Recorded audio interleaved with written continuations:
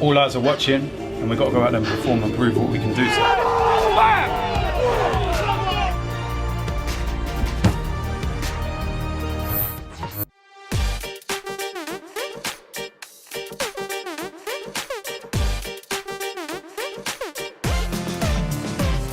Hello boys and girls, and welcome to the preview and the predicted lineup. Slavia Prague against Arsenal, and this is quite simply the biggest game of the season. Our season is hanging by a thread. If we do not turn this one around and we do not progress to the semi-finals, then our season is over.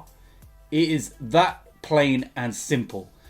The Premier League, we already know about the problems that have happened throughout the course of the season.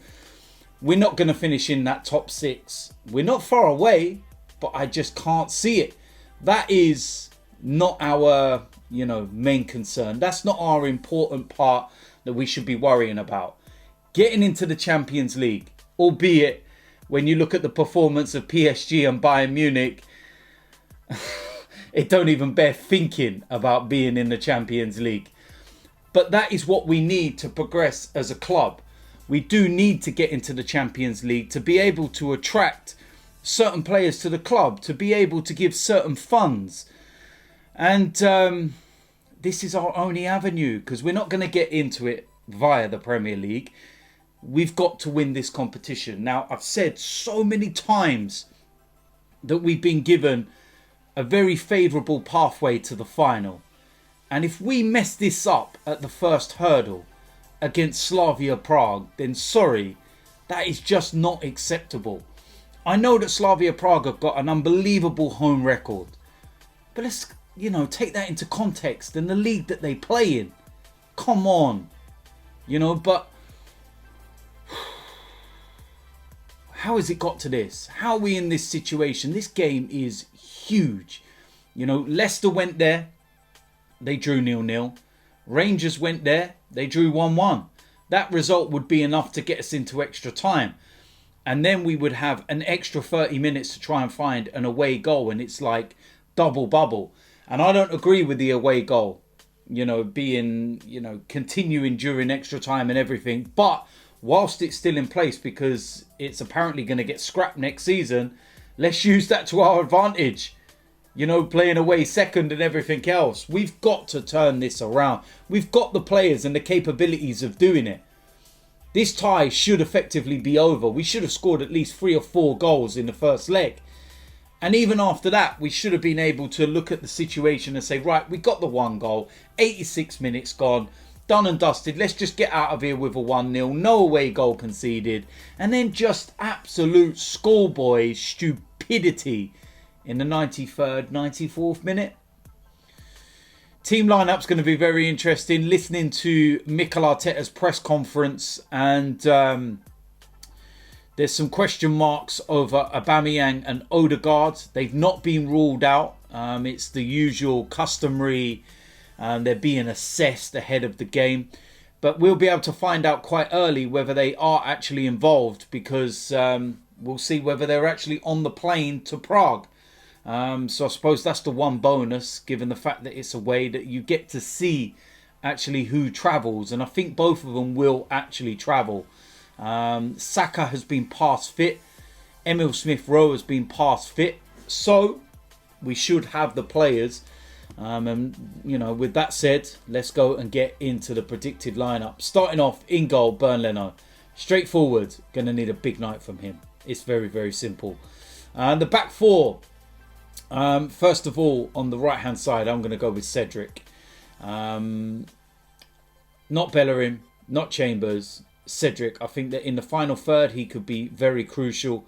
I think defensively, he's better, and that's what I'm going to go with. Right centre-back, Rob Holding. I think in the last couple of games, he's done really well. I would, put him there. I can't really say much more than that.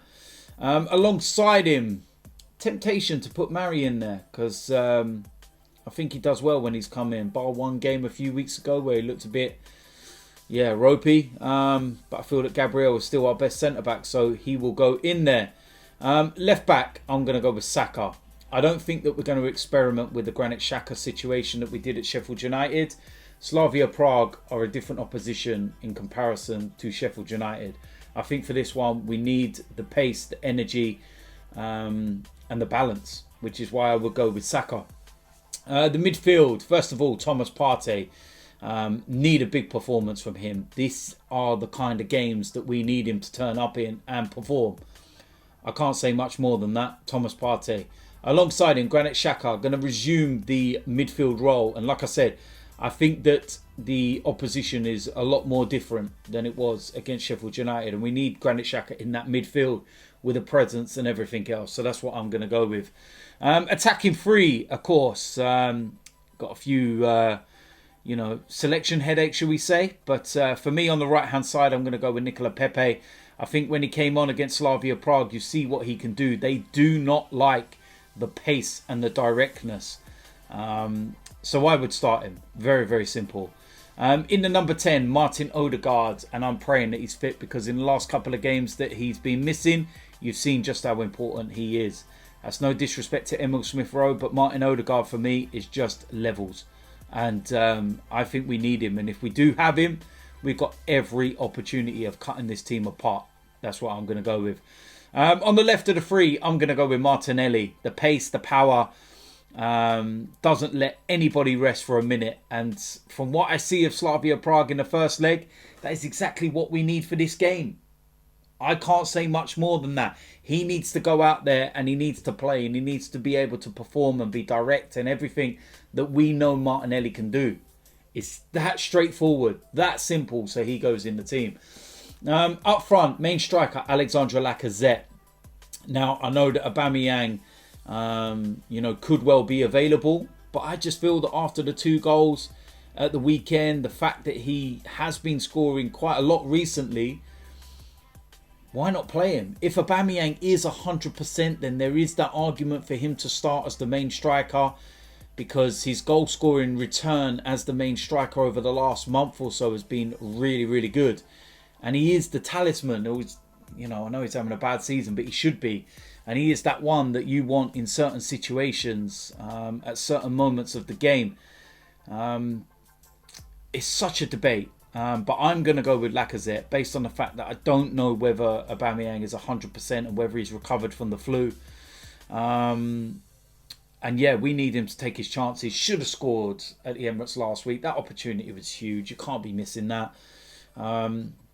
And that's my only, concern, that if he gets that one chance, he's got to score it. He's got to be as clinical as he was against Sheffield United. So, very, very interesting. And that's what I'm going to go with. So there we go. That is my preview and my predicted lineup.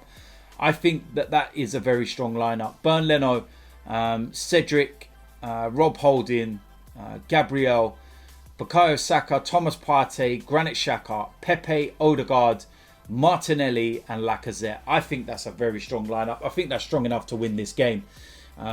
You also got to bear in mind, we're playing Fulham on Sunday in the Premier League at home.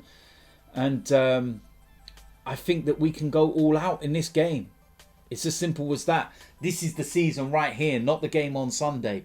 Put everything into this. Please, Arsenal, do not mess this up. Do not come away and not progress into the semi-finals, because I'll be absolutely fuming. And that's when you've really got to start asking questions as to what's going on, because it's not acceptable. We need to get through. We need to qualify. End of story. I can't say no much more than that. So there we go. That is it. And if you're new around here, make sure you hit the subscribe button. Smash a like on this video. And I will see you lot soon. I'm out of here.